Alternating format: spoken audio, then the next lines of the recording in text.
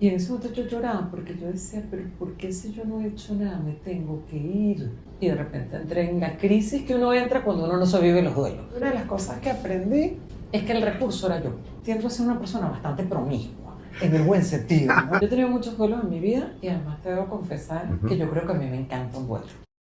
Mira pa' dentro es presentado por Talentos en Acción Latinoamérica. Soy Sócrates Serrano. En mi necesidad de darle significado a los duelos y convertirlos en aprendizajes, decidí viajar para buscar más respuestas. Más allá de cruzar fronteras reales, fue un viaje que me permitió acercarme al alma de personas que compartieron su vivencia a través de entrevistas reveladoras. Estas entrevistas me mostraron que viajar hacia adentro es una gran aventura y que es la única manera de darle sentido al dolor para integrarlo sanamente a nuestras vidas. Te invito a conocerlas en esta tercera temporada de Mira pa' Dentro, porque miramos mucho hacia afuera. Yo estoy muy contento de hacer esta entrevista porque Arianna yo la conocí hace muchos años cuando fui su proveedor trabajando en el mundo de consultoría. Arianna era la directora de capital humano de una empresa muy grande en Venezuela que tenía operaciones en la isla de Margarita. Y lo que me impresionó cuando la conocí fue su hambre de información y de conocimiento. Pero además no era un hambre que estaba sola, era un hambre que tenía alma. Y el alma era ayudar a desarrollar y crecer a las personas. Y eso me fascinó de ella y trabajar con ella fue un placer siempre increíble. Durante muchos años trabajé como consultor para la empresa donde ella se desempeñaba en este rol. Y después de eso, a lo largo de los años siempre estuvimos en contacto y la verdad es que la vida nos ha convertido en amigos.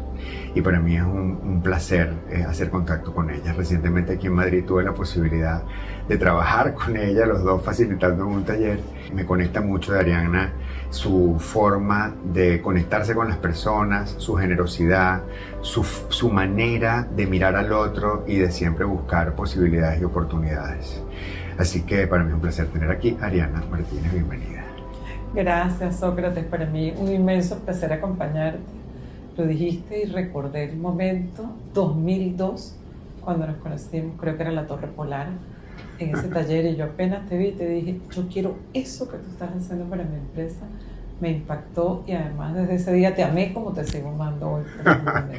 Qué belleza. Era un taller sobre técnicas sociopsicodramáticas aplicadas a selección, ¿no?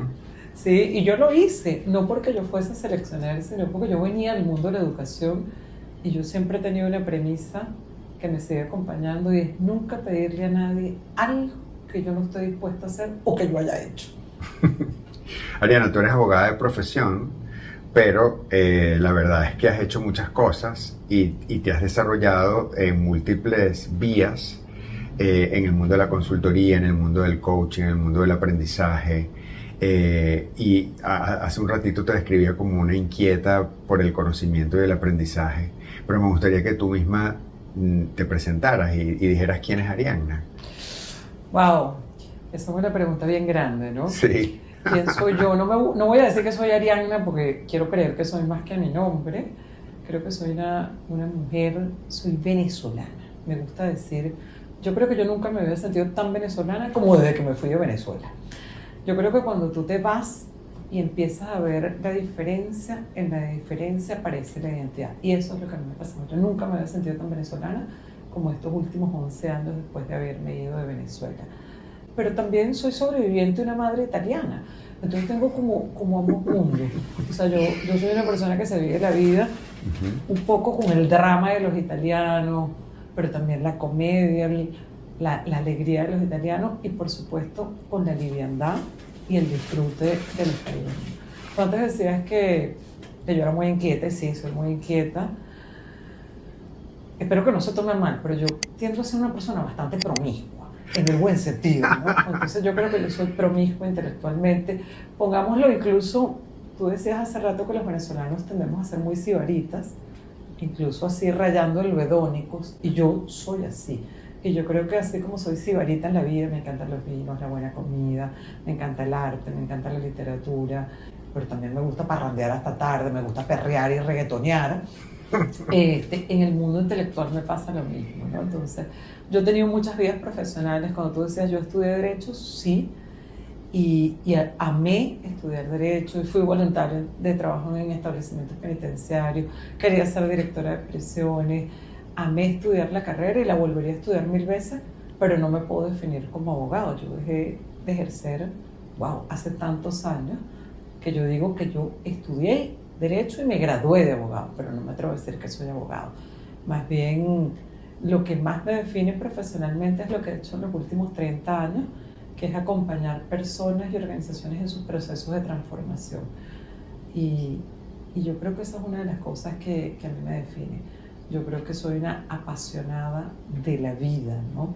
Yo recuerdo que hace años escuché esta frase de Terencio, y él dice, nada del humano me es ajeno y así me pasa a mí. Yo amo las personas, amo lo humano, amo la vida y amo la vida humana. Por eso estoy en contra, perdón los aquí es animalistas, pero estoy en contra de la humanización de las mascotas. No tengo nada contra las mascotas, me encantan los animalitos, pero para mí las personas, lo humano, es algo que a mí me define, ¿no? Entonces, esa soy yo. Qué maravilla. De Caracas a Santiago de Chile y de Santiago de Chile a Madrid, unas transiciones importantes de vida, ¿no? En diferentes momentos de tu vida y por diferentes razones. Uh-huh. ¿Qué te lleva de uno a otro sitio? ¿Y qué te pasa con ese moverte y mover tu alma de un sitio a otro? Wow, si me hubieras preguntado esto hace unos años, hubiera tenido una respuesta distinta a la de ahorita, ¿no? Bueno, pero primero quiero hacer una acotación. Sí. De Caracas a Margarita. Es verdad. Y de Margarita... Tienes razón. A Santiago de Chile. Y digo de Caracas a Margarita no es menor, aquí está mi Virgencita del Valle. Para mí el cambio de Caracas a la isla de Margarita es un cambio relevante en mi vida. Además que yo creo que de los momentos donde yo he sido más plena, personal, profesionalmente, como mujer, incluso económicamente, fueron los años que yo estuve en la isla de Margarita. ¿Qué me llevó de Venezuela? Porque aquí entonces voy a abarcar, porque claro, soy caraqueña y soy margariteña, soy las dos cosas a la vez. Navegada, dirían los margariteños. Sí. Pero yo me considero no navegada, sino margariteña. ¿Qué me hace irme de Venezuela a Chile? Y es muy raro, porque cuando yo llegué a Chile, la gente me decía, ¿por qué te fuiste a Venezuela? Yo decía, no, yo no me fui de Venezuela. Yo nunca me he ido de Venezuela. Yo en el año 2013, después de haber vivido los últimos 2 años antes de eso, de 2011 hasta el 13, yo viví un par de eventos parteaguas en mi vida, y en algún momento en el 2013 tuve como una crisis de sentido, esa es la verdad. Tuve como una crisis de sentido y de repente mirando el mar y con una orquídea preciosa que yo tenía en mi casa, yo dije, bueno, lo único que depende de mí es esta orquídea. Regalé la orquídea a mi gran amiga Victoria Cocorese y decidí irme por 6 meses. Y dije, necesito irme por 6 meses porque tenía que ver con un tema de alma, ¿no? Hoy me doy cuenta que coincide con uno de los septenios. Seguramente tú, que eres psicólogo, trabajas con la teoría de los septenios. Yo nunca en ese momento había escuchado nada de los septenios y casualmente estoy viniéndome a Madrid en otro de los septenios, en el 9º septenio. Estoy entrando en esta fase y yo creo que a mí la vida, el alma me ha ido pidiendo cambios en momentos determinados. Me lo pidió mucho antes, pero sí me lo pidió cuando me fui de Caracas a la isla de Margarita, estando en la isla de Margarita en algún momento particular, y definitivamente cuando me voy a Chile, ¿okay? Que me había ido por unos meses y ni siquiera me iba a quedar en Chile, yo me iba a ir a vivir a Panamá, porque además estaba cerquita de Venezuela. Y cuando llegué a Chile dije, esto es lo que yo necesito.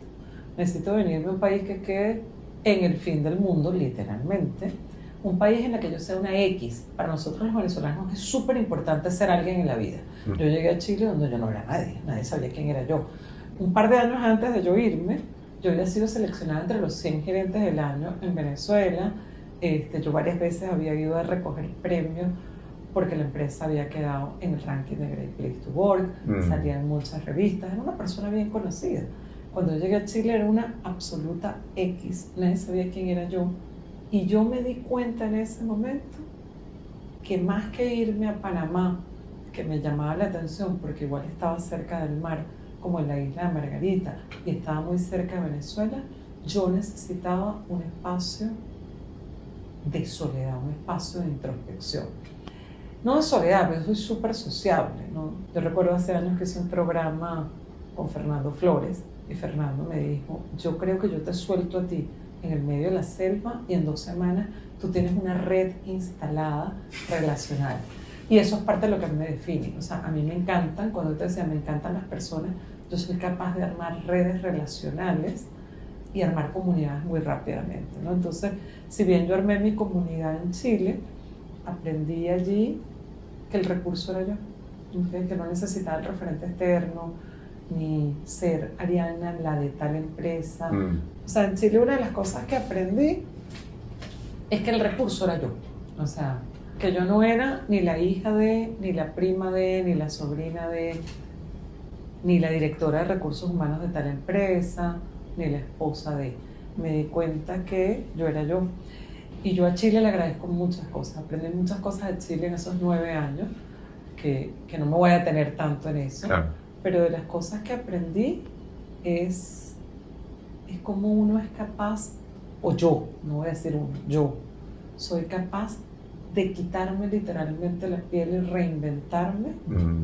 Y estando en Chile yo me di cuenta que lo que más extrañaba de Venezuela era algo que ya Venezuela no era. Yo realmente nunca me fui de Venezuela, sino me fui, como te decía, porque en algún momento yo tuve una crisis de sentido, ¿okay? Me había separado, me habían botado a mi trabajo, hoy lo puedo decir, me botaron de mi trabajo. Y digo esto porque cuando en Venezuela uno no suele decir, ¿okay? Me botaron del trabajo, no siempre dice, no, es que yo decidí renunciar, etc. Así como lo dices, no, me dejó, no, es que yo lo dejé ahí, ¿no? Además fue muy importante para mí, porque cuando yo viví en Margarita, yo hice de mi trabajo parte de mi fuente de sentido. O sea, yo siento que yo me dejé la piel en ese trabajo y lo haría feliz otra vez, fui muy feliz.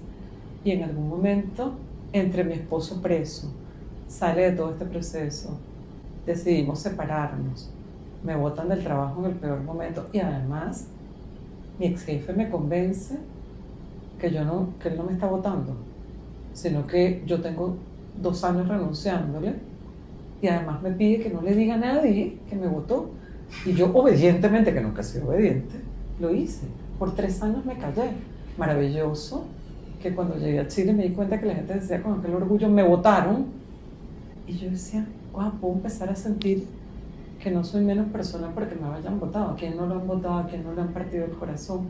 Pero bueno, todo eso generó un problema para mí porque de la noche a la mañana sentí que se me había movido el mundo entero, ¿okay? Me había separado. Como te conté, mi esposo había estado preso, él decidió entregarse, en vez de irse del país, él eligió ir a entregarse por un tema más político que jurídico, fue un proceso muy desgastante para ambos. Yo venía saliendo ese proceso, ahí por cierto, como decía Steve Jobs, uno de los puntos para atrás y dije, wow, qué bueno que yo había trabajado como voluntaria en cárceles y tampoco me daban asco los presos ni las cárceles, ¿okay? Entonces, esto de que desnude, se pegue brincos de rana, etc., a mí eso no me hacía nada, ¿no? Entonces, después de ese proceso que fue desgastante, haberme ido de mi trabajo, y yo inmediatamente después de eso empecé a trabajar. Creo que no me dio un tiempo para procesar el duelo, y de repente entré en la crisis que uno entra cuando uno no sobrevive los duelos. En algún momento eso te pasa factura. Yo tuve la suerte de que me entrara por una crisis de sentido y no por una enfermedad o por otra cosa peor. Entonces, gracias a Dios, yo en ese momento lo vi y fue cuando yo elegí, me voy por unos meses. Esos meses se convirtieron en años y yo nunca más regresé. De hecho, quiero regresar, ojalá este año, porque yo no he vuelto a mi isla de Margarita. Mi Virgen del Valle siempre me acompaña ahí y la tengo colgada aquí pero yo no he vuelto, yo no me despedí de la isla porque yo no me fui. ¿Y qué me pasó? Santiago de Chile, como te digo, me fue súper bien, aprendí muchísimo de muchas cosas. Me fue bien personal, me fue bien profesionalmente. Chile además es un país que me enseñó a conectar profundamente con la nostalgia y con la tristeza. Hay que tener bastante tristeza para escribir buena poesía, no en balde ellos tienen tan buenos poetas, en el Caribe tenemos buenos pero muy pocos, ellos tienen una sobreproducción de buenos poemas y yo creo que tiene que ver mucho con ese estado de interioridad que te permite la tristeza, ¿no? Y yo creo que Chile me regaló la posibilidad de tener espacios de interioridad a los caribeños y a los venezolanos. Voy a hablar de los venezolanos en general, lo digo todo, pero nos cuesta un poquito más, ¿no? Este tema de mal tiempo, buena cara, que dijo miedo, para adelante, para allá. Como vaya viniendo, vamos viendo. Como vaya viniendo, vamos viendo. Y yo había sido muy así, entonces permitirme esos espacios fue muy rico. De Chile aprendí algo muy lindo también, porque aunque somos latinos, los chilenos y los venezolanos, sobre todo en esos años cuando yo me fui, yo llegué empezando el año 2015, después de haberme pasado 6 meses entre Boston y Panamá, los chilenos y nosotros éramos marcadamente diferentes. Y como te decía, yo creo que la identidad empieza a aparecer en la diferencia, ¿no? Pero empieza a aparecer no por comparación de, ay, que nosotros los venezolanos somos los más chéveres del mundo. No, empieza a aparecer porque aprecias y dices, qué rico, ¿no? Empieza a aparecer como cuando te encuentras con una ensalada de frutas maravillosa, que puedes distinguir el sabor del mango del de la piña, y no es que vas a decir una es mejor que otra, pero qué rico que son diferentes. Y yo puedo decir, yo me siento mango, yo me siento Venezuela, ¿no? Entonces, eso es otra de las cosas que me dejó Chile. Y quizá de las cosas más importantes que aprendí de Chile, o que yo pues elegí aprender, fue aprender a vivir conmigo, y eso no es menor. Yo creo que en esta etapa de mi vida decir, aprendí a vivir conmigo, es quizá los aprendizajes más relevantes, más allá de los temas profesionales que yo me haya traído de Chile. ¿Por qué me vine a Madrid nuevamente? No me fui de Chile. Amo Chile y seguiré volviendo a Chile al menos 2 veces al año, porque además tengo clientes, amigos, tengo todavía cosas allá.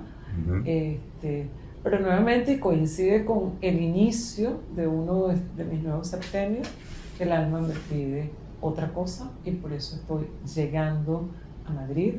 Me vine en septiembre del año pasado y estoy feliz. No tengo ni un año aquí y siento que ya vivo acá, ya tengo trabajo acá, ya he podido, digamos, adaptarme rápidamente aquí, hacer mi red relacional y bueno, eso. Este duelo del que hablabas hace un momento, que tiene que ver con esa crisis de sentido, de identidad como persona, como ser humano, con las cosas que estabas transitando, que te llevaron a tomar distancia de la manera en que lo hiciste. Esos 2 eventos particulares que mencionaste, el hecho de que fueras despedida de esta organización y el tema de que a tu esposo en ese momento lo metieran preso.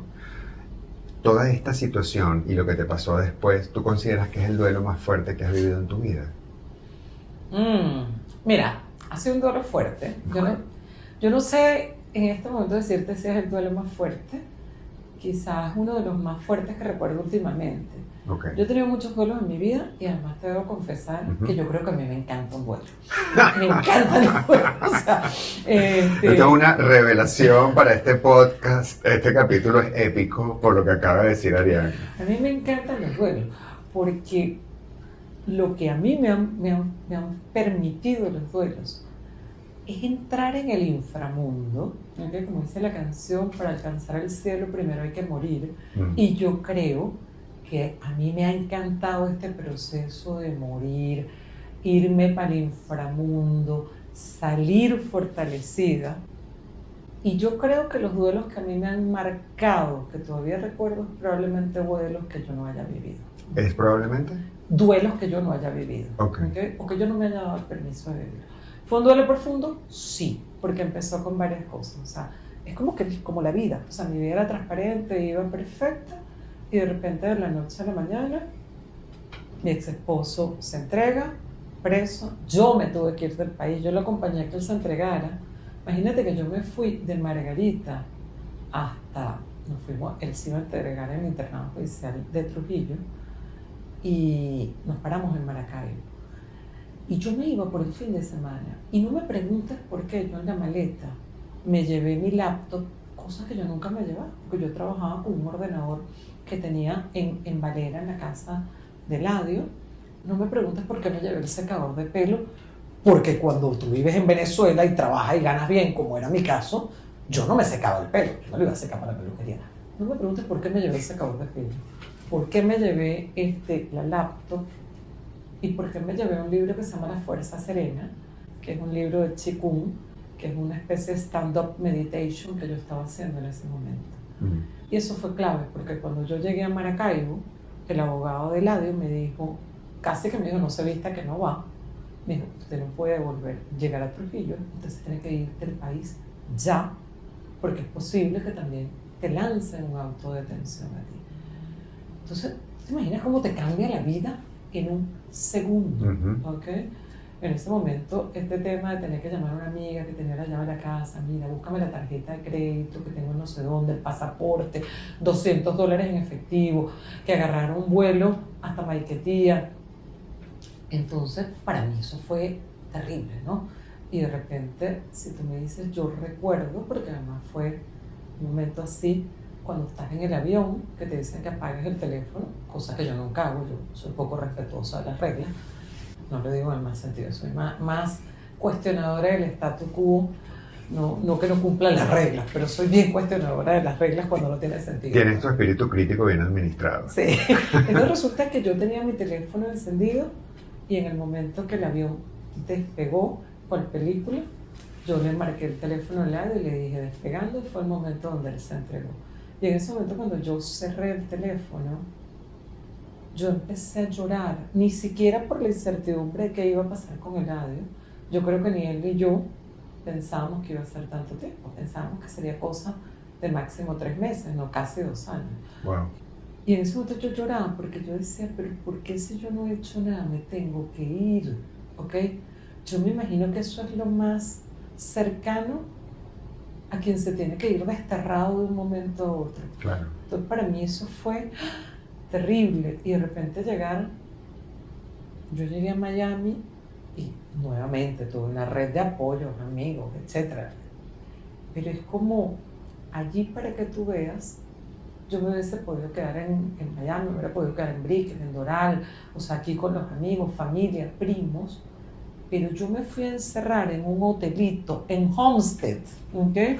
Porque mi ex jefe tenía una oficina, creo que tiene todavía una oficina con su hermano, y la parte, digamos, de importación de la empresa estaba en Homestead, unos galpones en Homestead, y yo me fui a encerrar en un hotelito en Homestead, porque mi alma me pedía nuevamente estar en soledad. Y ahí me quedé como un mes en Homestead, terminé, yo estaba haciendo un programa avanzado de coaching en ese momento con la gente de Echeverría, terminé haciéndole coaching a medio hotel, a las camareras, etcétera, pero mi alma me pedía eso, y me he dado cuenta que a mí los duelos me piden esto, interioridad. Cuando dices que eres fan de los duelos y que disfrutas los duelos, ¿es por qué? ¿Qué hay detrás de eso? Porque yo creo que cuando tú te permites entrar en estos espacios, por lo menos a mí, sí, lo que me ha pasado en mi experiencia, yo he salido profundamente fortalecida.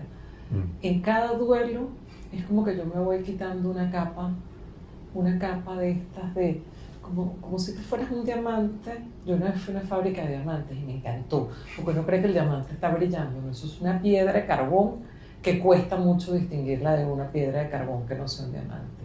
Entonces yo sentía que es como que me iba quitando capas. En cada duelo yo me he ido quitando capas. Entonces, en cada uno he salido fortalecida, he descubierto recursos internos en mí, he entrado en un trabajo personal muy profundo, y yo creo que uno de los grandes aprendizajes que me han dado los duelos, y quizá los últimos, porque antes a lo mejor yo no me los permitía vivir y por eso los arrastraba por largo tiempo, pero cuando yo aprendí a meterme de lleno con mis duelos, aprendí a entrar, como te decía, en el inframundo, entrar en este trabajo personal profundo, salir fortalecida y salir además con el alma limpia, lo que se llama, que es como la resiliencia, que es como lograr soportar todo esto y pasar. Pero yo incluso te iría un poquito más allá. Yo creo que, ¿por qué me he vuelto fan de los duelos? Porque yo he elegido los duelos, algo así como dice Nalep Tassim, cuando habla de la antifragilidad. Yo creo que yo con los duelos me he declarado antifrágil. Antifrágil. Claro, él dice que lo contrario a la fragilidad no es la fortaleza, sino que él dice que lo contrario a la fragilidad es la antifragilidad.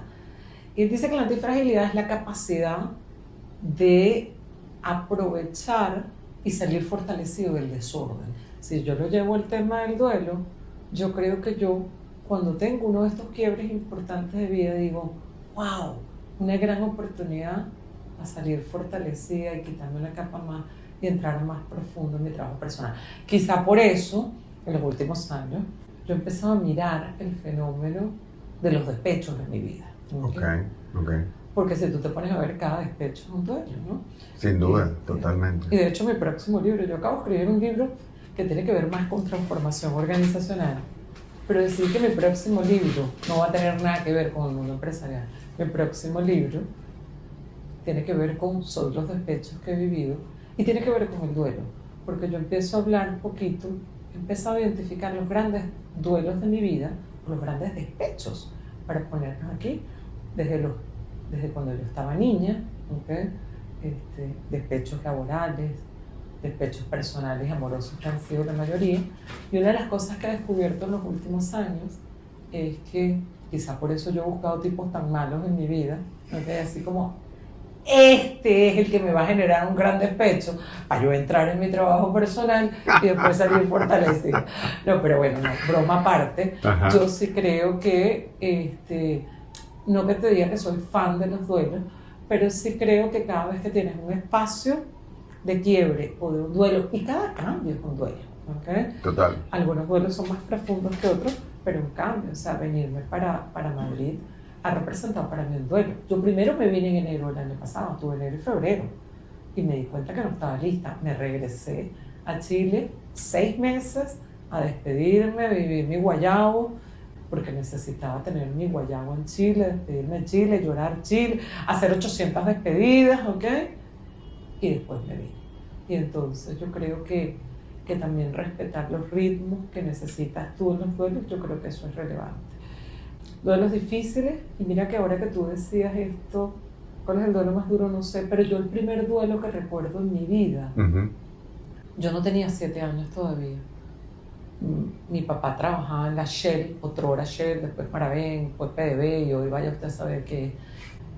Y recuerdo que nosotros vivíamos en un campo petrolero, en la urbanización Sarabón, imagínate así, súper contenida, en un mundo perfecto, precioso, donde todo el mundo éramos amigos, era casi que una comunidad así como, no sé, vivíamos todos como los Flanders, ¿okay? Era la familia perfecta, la comunidad perfecta, y de repente un día a mi papá le dieron un ascenso y nos tuvimos que ir a Caracas. Y además, en medio año escolar. Por favor, los papás no saben lo que le pueden hacer a un hijo con eso. Entonces, yo recuerdo haber llegado en enero a Caracas, un colegio gigante. Yo venía de un colegio chiquito, un colegio gigante como Lemuel Friedman. Era la única cristiana que no tenía uniforme y sentía que me miraba todo el mundo. Además, a vivir en un edificio, después de haber vivido en una casa gigante, en un campo. Y para mí fue muy grande ese cambio. Yo creo que para mí fue un duelo.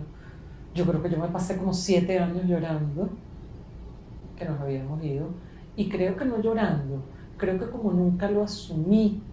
Y creo que los papás de uno no sabían en esa época cómo acompañarlo, pero probablemente yo necesitaba en ese momento haber vivido un proceso de duelo, haberlo llorado, haberlo pasado y haber resignificado. A mí me costó muchísimo adaptarme a Caracas. Yo nunca había tenido problemas en el colegio, por ejemplo, y llegué a Caracas y tuve muchísimos problemas en el colegio. Yo empecé a tener problemas de atención. Yo todavía tengo medio ADD, todavía soy medio déficit de atención, pero ahorita soy déficit de atención de distraída y que hago muchas cosas a la vez. En ese momento yo parecía como el protagonista del diente roto. Además, en ese momento se me rompió un diente. A mí me podía pasar horas así, mirándote la cara, pero mi mente estaba en otro lado. Y yo creo que Afortunadamente cuando llegó el tercer septenio, eso lo superé porque vino otro desafío de vida. Pero me tomó casi un septenio adaptarme a Caracas y creo que fue por un duelo no vivido o no bien vivido, ¿no? Entonces, ahora que tú lo dices, yo digo, para mí, y qué bueno que me traigas la pregunta, porque yo incluso no había asociado los despechos con los duelos, no había asociado la relación que tengo ahorita, no le tengo miedo al duelo. O sea, más bien es... La relación que tienes con los duelos, quieres decir. Sí, la relación que tengo con los duelos es no le tengo miedo, bienvenido. Tampoco quiero estarlos buscando, Obvio. Pero bienvenidos los duelos y abrazarlos con todo lo que significa. Te amo por esta frase que acabas de decir. Por muchas otras cosas, pero sobre todo por esta. Porque el corazón de este podcast es mostrarle a las personas que las épocas oscuras y los contrastes en la vida son permanentes y que más allá de escapar y de huir de ellas, nos fortalecen, nos hacen crecer, desarrollan nuestro carácter, nos muestran partes de nosotros mismos diferentes que no podemos ver si estamos siempre en las emociones más placenteras o equilibradas. Y crecemos y aprendemos prácticamente a partir de los duelos y de los quiebres y de las roturas, ¿no? ¿Cuáles son las fortalezas que tú crees que tú tienes, de las que has echado mano para lidiar con todos esos duelos, con los que mencionaste de tu partida de Venezuela, con esos guayabos, con todos los que has vivido? Generalmente, ¿cuáles son las principales fortalezas de Arianna para lidiar con los duelos? Yo creo que una de las fortalezas, y te la voy a decir de primera, y es muy rara, porque te iba a decir, no le tengo miedo a la oscuridad. Y mira que yo de niña le tenía miedo a la oscuridad. Y ahorita no puedo dormir con un rayito de luz, ¿no? Pero te lo quiero traer metafóricamente, no le tengo miedo a la oscuridad. Y eso lo he descubierto. Entonces creo que esa es una fortaleza, no le tengo miedo a la oscuridad. Creo que otra fortaleza de la que me puedo valer a los duelos es que yo tengo una esperanza radical en que la vida siempre encuentra sus caminos. Y yo soy vida. O sea, siempre ha sido así. Más allá de que uno se lo pueda repetir como un mantra, esto también pasará, yo sé que esto también pasará. ¿Okay? Sé que lo peor que me puede pasar en la vida es morirme. ¿Okay? Y esa es la única certeza que yo tengo en mi vida, y es que yo me voy a morir. No sé cuándo, cómo, antes, después. Entonces creo que esa es otra. Creo que otra fortaleza que he descubierto en mí en momentos profundos de duelo es que tampoco le tengo miedo a la soledad. Si bien yo soy muy gregaria y me encanta y tal, yo puedo tener periodos de soledad y de desconexión sin ningún problema. He descubierto otra fortaleza, y es muy raro porque yo nunca me hubiese dado cuenta que en los momentos de mayor dificultad yo tengo una serenidad que no se me nota en el día a día. Yo en el día a día hago 800 cosas a la vez, no tengo tiempo, estoy sobrepasada, estresada. Y quien me ve dirá, está de serena, no tiene nada. En momentos de grandes crisis, incluso crisis personales, momentos de accidentes, momentos de crisis incluso de trabajo, que yo hubiese podido pensar que yo era de las que iba a gritar o algo de esto, yo me he dado cuenta que tengo una serenidad. Después que pasa el momento casi que me desplomo y lloro, pero en el momento puedo tener una serenidad muy grande. Y yo creo que algo, yo no sé si es una fortaleza, ¿ok? O es una sensibilidad. Yo creo que genuinamente he aprendido a abrazar la incertidumbre como parte de la aventura de la vida. Porque cuando tú estás en un duelo, parte de lo difícil es que no tienes idea qué va a pasar después. Y yo creo que una de las cosas que yo he trabajado en los últimos años es ir cada vez más soltando la certeza. En eso es un poquito como, si bien tengo un fuerte sentido de propósito y algo que quiero, pero también soy capaz de combinarlo con Eudomar de cómo vaya viniendo, vamos viendo. No es un cómo vaya viniendo, vamos viendo de la improvisación permanente, es una improvisación estratégica. Es un fluir con la vida sabiendo que hay algo que tú quieres. Yo me imagino que es lo que hacían los navegantes cuando se lanzaban al alta mar. Yo el año antepasado me leí la vida de Hernando Magallanes y estoy como muy fascinada con la vida de estos tipos, ¿no? De los navegantes, la verdad, que estos locos se lanzaban al alta mar, tampoco se lanzaban como vaya viniendo, vamos viendo, llevaban una buena carta de navegación, tenían una buena nave, tenían instrumentos, tenían una buena tripulación, tenían como un destino más o menos, pero una vez que tú te lanzas allá, a donde te lleven los vientos, donde te lleven las aguas, es como irte adaptando.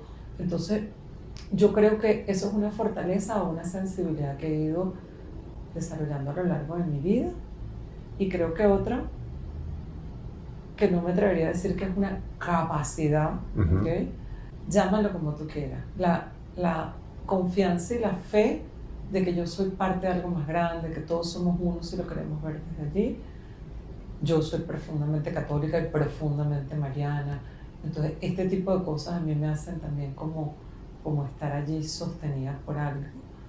Y bueno, después hay algunas capacidades adaptativas que son las que me enseñan los programas de habilidades directivas, que yo también he ido desarrollando, que me han servido mucho para superar estos duelos, que es la capacidad, digamos, he aprendido a pedir ayuda, la capacidad también de servir a otros. Creo que una de las maneras también de superar momentos de duelo es cuando tú pones tu propia tristeza al servicio de algo más grande.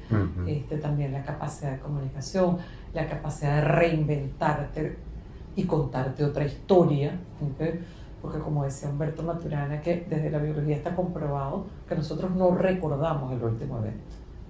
O sea, lo que nosotros recordamos es el último recuerdo del último recuerdo del último recuerdo del evento, ¿okay? Entonces, si yo te hablo de un evento cuando tenía 7 años, créeme que no estoy hablando de ese evento, estoy hablando del último recuerdo. Y han pasado montones de recuerdos antes de ese evento, ¿no? Entonces, una de las cosas que eso sí es una habilidad, yo estoy convencida que somos seres lingüísticos, que nos creamos, nos recreamos y nos reinventamos en el lenguaje, que he aprendido es a crearme nuevas historias, ¿no? Entonces, es como habilidades, sensibilidades y fe. Qué maravilla. Y acabas de escribir un libro. ¿De qué va tu libro? Wow, mira, es que esto es interesante. Mi libro se llama Agilidad Zen. Y es como todo, a mí me encanta mezclar mundos, ¿no? Así como hablábamos antes de ser sibarita, ser inquieto. Todo esto empezó por casualidad, hace 6 años. A mí me invitaron a ser coach de un equipo de una de las empresas de retail más grandes que hay en Chile. Ser coach de los equipos de Scrum Master. Te podrás imaginar cuando me dijeron Scrum Master, es como que tú me dijeras, acaban de llegar los marcianos y hay que hacerles coaching. ¿Qué es eso? Ellos estaban trabajando en el rediseño de un CRM con metodologías ágiles, que yo tampoco tenía idea de qué era. Yo había oído algo de eso, pero yo decía, no, eso es el mundo de la tecnología. Y como que le había hecho así como la canción, si no me acuerdo no pasó, esto no tiene nada que ver conmigo. Y cuando me invitan, pues obviamente dije, tengo que aprender un poquito de esto, porque yo he aprendido que uno no puede acompañar la transformación de un mundo que no sabe distinguir, y yo le agregaría además del mundo que no sabemos amar. Yo creo que difícilmente uno puede acompañar la transformación de cosas que no quiere, que no aprecia. Y tuve la gran fortuna de aprender con ellos. Tuve la fortuna de que el primer libro que leí de agilidad me lo regaló uno de mis coaches. Y era un libro que no traía ni una sola metodología, ni hablaba de nada del manifiesto, sino que hablaba de la ideología que está por detrás. Y yo dije, wow, y ahí quedé enamorada de la agilidad, porque yo dije, esto es lo que tenemos más de 50 años hablando en la metodología de desarrollo humano, es lo que tenemos muchos años hablando en el mundo del management, desde Peter Senge con la organización que aprende. Y me gustó este tema de equipos autodirigidos, de hacer del error oportunidad de aprendizaje, de ciclos cortos, de co-construir con otros. Entonces me empecé a entrar en esto, y esas cosas de la vida en la pandemia, yo venía de pasar un despecho, mira lo que son las cosas de la vida, y había entrado tan de lleno en mí que cuando arranca el encierro en marzo, nunca se me olvida, yo estaba llegando de Boston, había ido de vacaciones y entré a Santiago el 8 de marzo, que fue el día que cerraron fronteras. Y yo me acuerdo que venía de haber estado en Boston casi que, meditando todos los días, haciendo una cantidad de cosas, superando un despecho muy profundo. Y yo creo que yo venía tan bien conmigo misma, que a mí la pandemia me agarra en mi mejor momento. Y en ese momento yo pues decidí ponerme al servicio, y una de las cosas que necesitaba hacer la gente era distraerse, aprender. Y me empezaron a invitar, como yo me había metido en temas de agilidad, me empezó a invitar primero a la comunidad de coaches a hablar de agilidad, porque los coaches querían saber de agilidad. Okay. Y empecé a hablar cada vez más de agilidad y gestión de proyectos, agilidad y coaching, agilidad y recursos humanos. O sea, empecé a hablar casi que de todo con agilidad, ¿no? Y me convertí como una especie de referente, sobre todo para el mundo de los coaches, la gente de gestión de personas y la gente, digamos, pymes también, la gente del mundo empresarial que no trabajaba con transformación digital ni con tecnología, pero que quería incorporar la agilidad. Entonces empecé a aprender más de esto, me gustó, y hace 2 años, un poquito más de 2 años, yo fui a un congreso que organizó la Asociación de Gestión Humana en República Dominicana, Okay. y di una conferencia sobre el rol de las áreas de gestión humana en la transformación hacia la agilidad. Y fue interesante porque la charla fue muy bien evaluada. Yo me di cuenta, no entiendo por qué me invitaron, porque yo era la única ponente que no era autora del libro. Había unos cuantos que eran de esos libros que probablemente nadie lee, pero que todo el mundo quiere salir con la foto al lado del que tiene el libro, ¿no? Entonces yo dije, wow, si yo quiero que me inviten a este tipo de cosas, voy a tener que ser autora de algo. Pero aparte de eso, quedé, o sea, como muy movida por las preguntas y los comentarios que me hicieron los participantes, y regresé de ese viaje con la idea de voy a escribir algo sobre transformación cultural a la agilidad. Okay. Y conversando con mi editor, cuando le empecé a hablar de la idea, yo le traía muchas ideas del mundo Zen. Bueno, eso es otro de los regalos que me dejó Chile. Desde que yo llegué a Chile, me convertí en practicante de meditación Zen, y en algún momento él me dijo, pero ¿por qué no integras esas cosas? En mucho de tu hablar, tú me traes sabiduría del budismo Zen. Entonces nos ocurrió este Frankenstein de agilidad con mundo Zen, que yo creo que tiene que ver mucho con una agilidad consciente. Se hubiera podido llamar agilidad estoica, también. Si hubiese traído los estoicos, que también creo que calzan muy bien con el tema de la agilidad, pero revela esto y si te pones a ver, esto implica un proceso de duelo. En el último capítulo yo hablo de una transformación a la agilidad, y siempre hablo de una transformación orgánica y amorosa.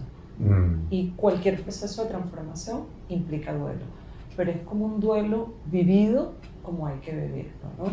Entonces, bueno, eso, y como te decía, quiero seguir escribiendo. ¿Tienes en plan un segundo libro, me decías? Sí. Este libro para mí fue un gran aprendizaje. Yo creo que ahorita me siento más lista para hablar de lo que aprendí de mí en el proceso de escribir que del propio contenido del libro. Okay. Y nada, quiero seguir escribiendo. En el plano gerencial, quiero escribir sobre empoderamiento, porque es algo en lo que he trabajado en los últimos años mucho. ¿Y en el plano personal? Y en el plano personal quiero escribir sobre los despechos, ¿okay? Quiero escribir lo que ha sido mi aprendizaje a través de los despechos, y que ahorita hablando contigo me doy cuenta que son duelos, ¿okay?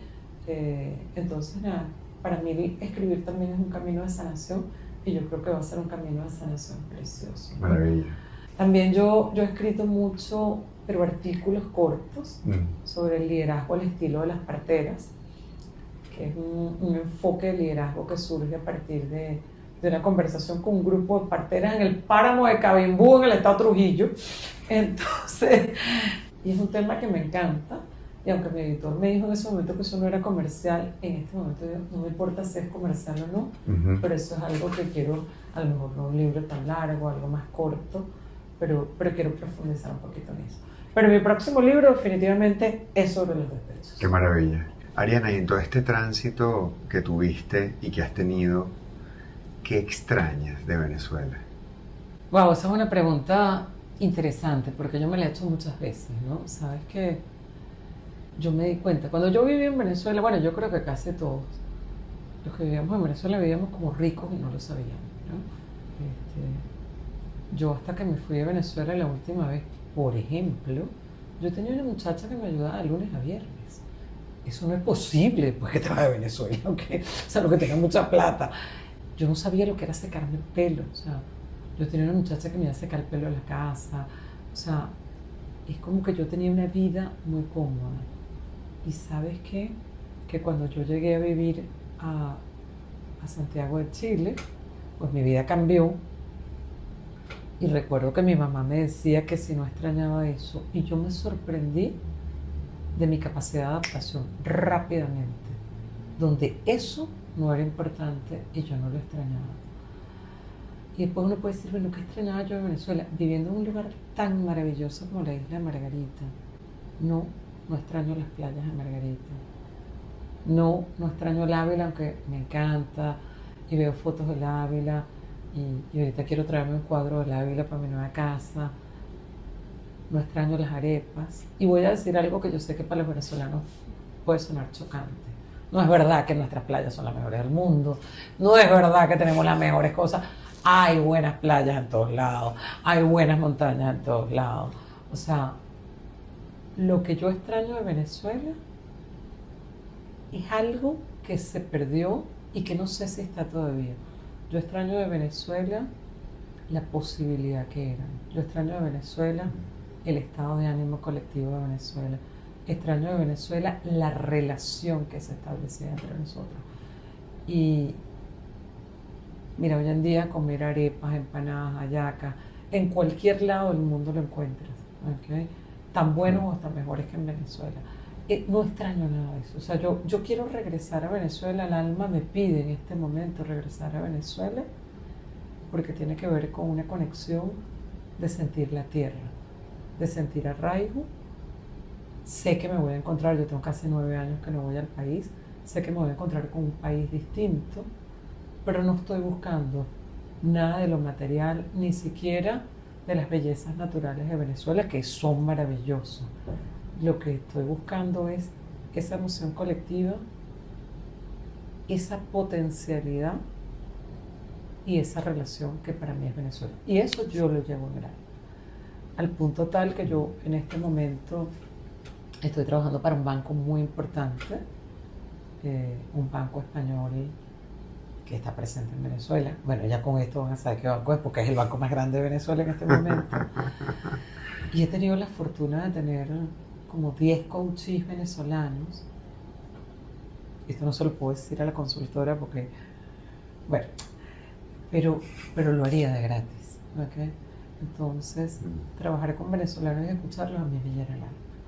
Entonces yo siento que no necesito estar allá para ser venezolana. Yo creo que Venezuela es algo que uno lleva en la piel, en el alma, ¿no? Entonces, lo que yo extraño de Venezuela es algo que creo que ya no hay y que quisiera en algún momento que hubiese nuevamente.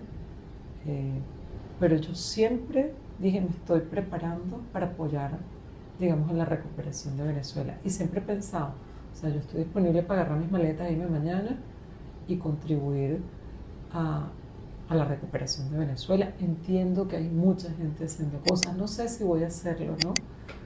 Desde donde esté, así sea haciendo coaching con personas que trabajan en empresas venezolanas, así sea apoyando a venezolanos fuera, que lo hice en Chile y lo estoy haciendo aquí también.